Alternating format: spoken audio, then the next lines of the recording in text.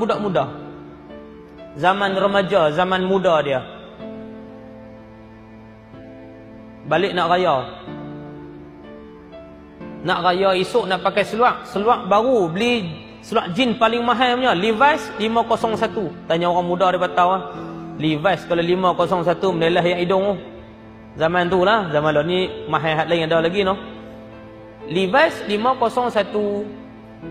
Balik esok nak raya, malam ni mak dia ambil basuh seluar tu.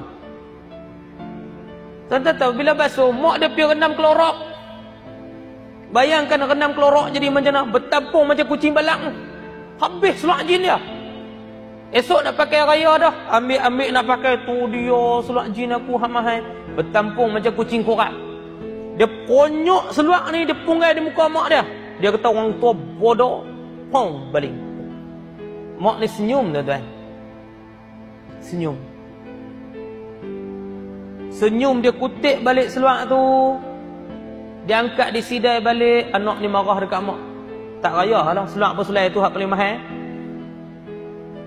Mak ni senyum. Tuan-tuan bayangkan, lepas beberapa tahun anak ni dah lulus ngaji tinggi, jadi pegawai besar, berumah tangga, dapat anak ni kurang ajak dengan dia. Tak pakai langsung nasihat, kurang ajak balik tengah malam, jantan, macam-macam dia buat, mabuk sebagainya.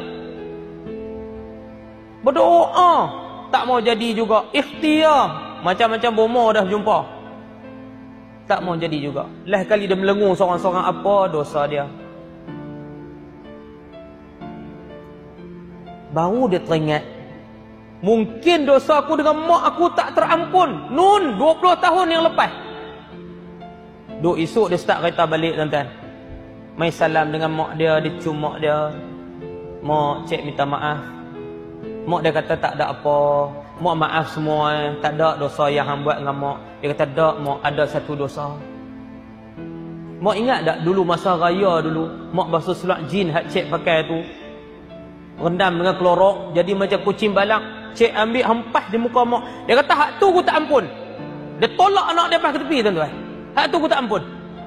Yang lain semua aku ampun. Yang tu aku nak heret hang depan Tuhan esok. Aku nak bagi hang rasa macam mana aku rasa. Hancurnya hati aku. Tu dia tuan-tuan, dalam senyum, dalam diam, rupanya masih terguris hati dan perasaan anak ni buat dekat dia.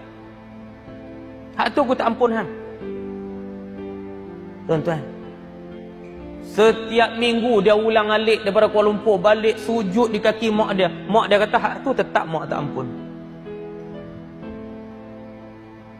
Satu hari tu dia balik pukul 3 pagi. Sampai di rumah, mak dia tengah sembahyang tahajud. Dia tunggu sembahyang sebelah mak dia. Lepas mak dia bagi salam, dia peluk mak dia, dia cium. Mungkinlah tuan-tuan, masa tu pukul 3 pagi, hati mak dia lapang dengan Allah. Mak dia rasa terbuka. Mak dia kata apa?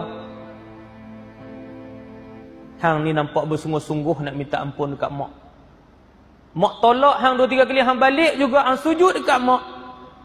Hang balik pukul 3 pagi waktu mak sedang tahajud. Makna hang memang ikhlas sungguh dengan mak. Mula hari ni mak ampun dosa hang. Tuan-tuan, makan masa berbulan.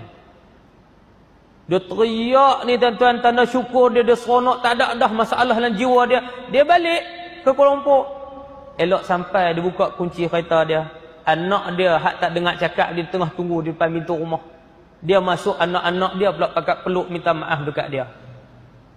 Tuan-tuan, kita jangan sangka kita orang baik, buat amal ibadah baik. Rupanya mak kita ada satu benda yang dia masih terguris dengan kita. Tertanggung amal ibadah. Tangguh, pahala tak ada. Tuan-tuan jangan buat main.